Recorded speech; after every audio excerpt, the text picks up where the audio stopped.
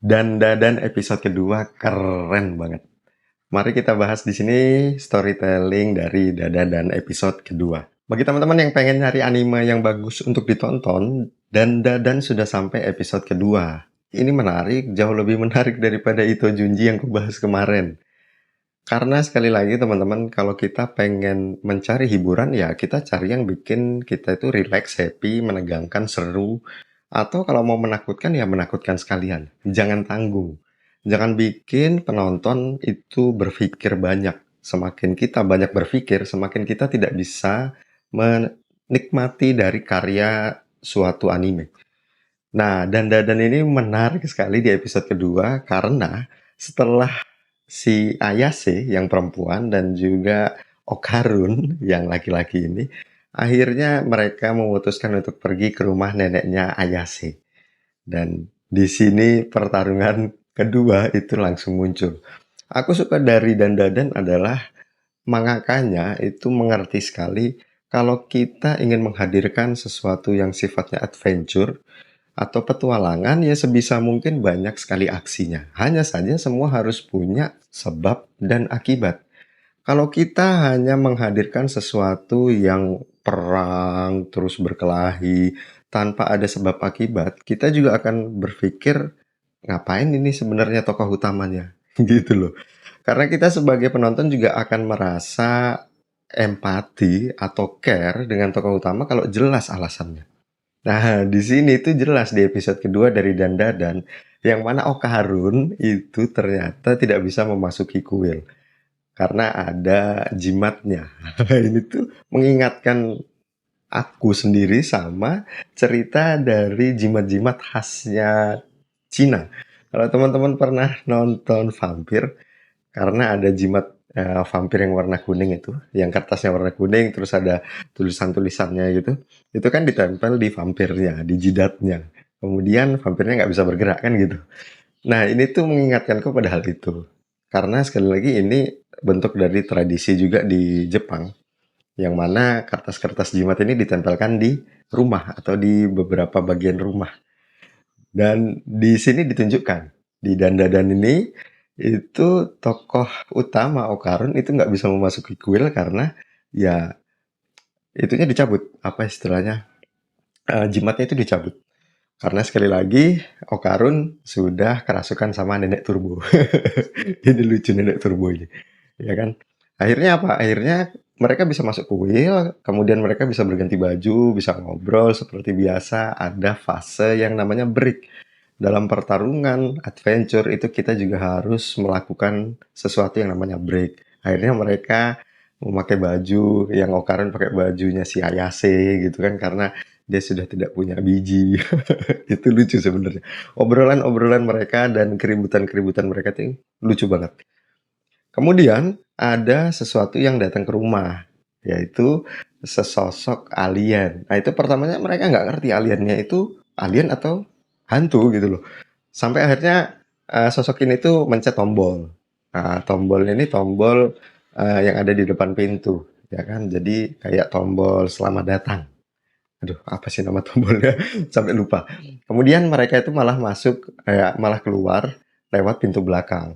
Kemudian diintip, nggak ada itu ternyata hantunya.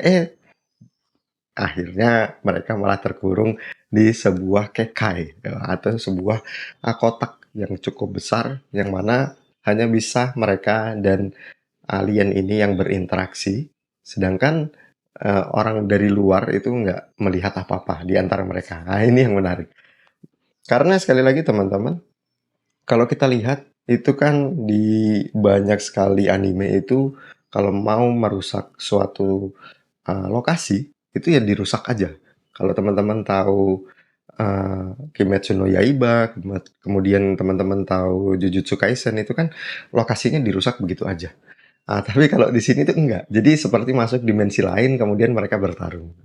Ini sebenarnya bentuk cheating dari kepenulisan sehingga ya penulisnya atau mangakanya tidak perlu repot-repot menggambar ulang kejadian sebab akibatnya. Karena sekali lagi teman-teman kalau ternyata ada pertarungan, rumahnya sudah hancur, kemudian keesokannya mereka ada di setting yang sama, rumahnya baik-baik aja. Itu nanti nggak masuk logika. gitu loh. Jadi dibuat suatu dimensi lain, yang mana dimensi ini hanya bisa dimasuki oleh Okarun sendiri sama Ayase melawan alien ataupun yokai-nya atau hantunya, gitu loh ya. Kemudian apalagi yang menarik dari Dandadan episode kedua? Yang menarik adalah adanya perubahan dari Okarun dan juga Ayase sendiri. Ayase memiliki perubahan, yaitu dia akhirnya bisa mengendalikan kekuatannya. Nah, caranya gimana? Caranya dengan mengendalikan kekuatan dari Okarun. Nenek Turbo ini akhirnya bisa dikendalikan. Hanya saja kepalanya itu milik Okarun, tapi seluruh badannya itu milik Nenek Turbo. Sehingga mereka bisa melawan alien, dan alien ini lucu ya, alien sumo. Yang mana Okarun itu berhasil memotong jari dari alien sumo. Dan alien sumonya ini berhasil jatuh setelah Okarun mencoba kembali memotong kakinya. Sehingga eh, alien sumo ini jatuhnya itu tangan duluan kan. Nah, dia kalah nih kalau dalam pertandingan sumo. Nah, tetapi entah kenapa muncul lagi kakinya gitu loh. Dan membuat alien sumo ini malah nggak jadi jatuh gitu loh. Dan Ayase, tokoh utamanya ini yang perempuan, itu marah karena merasa dicurangi. Nah, dari situ akhirnya mereka menyelesaikan masalahnya dengan memasang jimat pelindungnya itu di pagar ya. Kalau kita bisa lihat di seperti sebuah pintu masuk dari kuil. Nah, ini sebenarnya plot twist dan juga cukup cerdas untuk menyelesaikan suatu masalah. Karena sekali lagi teman-teman, baik Okarun maupun Ayase, kalau kita lihat di episode pertama itu nggak pintar dalam menggunakan kekuatannya. Sehingga mangakanya ini butuh sesuatu hal yang sifatnya itu logik gitu loh.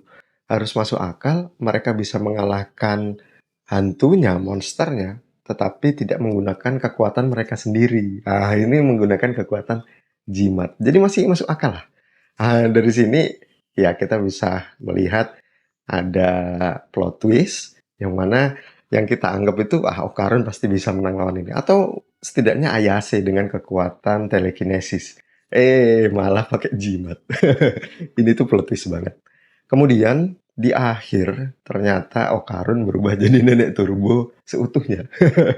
Ini yang wah, cliffhanger atau kita bisa sebut dengan ini itu kayak ya cuplikan-cuplikan yang istilahnya spoiler untuk episode ketiga.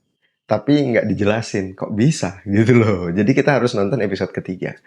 Mungkin itu, bagi teman-teman yang mungkin punya pendapat lain terkait dengan storytelling dari Dandadan episode kedua, bisa langsung tulis di kolom komentar. Oke? Nah, bagi teman-teman juga, kalau sudah menyerah menonton itu Junji, lebih baik nggak usah ditonton, karena sekali lagi kita nyari hiburan. Ya kan? Dan kalau merasa masih kuat untuk nonton, silahkan ditonton karena saya sudah nyerah. Jadi, saya juga akan membahas video storytelling dari anime lainnya mungkin. Dan kalau kamu punya saran anime apa yang harus aku bahas, silahkan tulis di kolom komentar.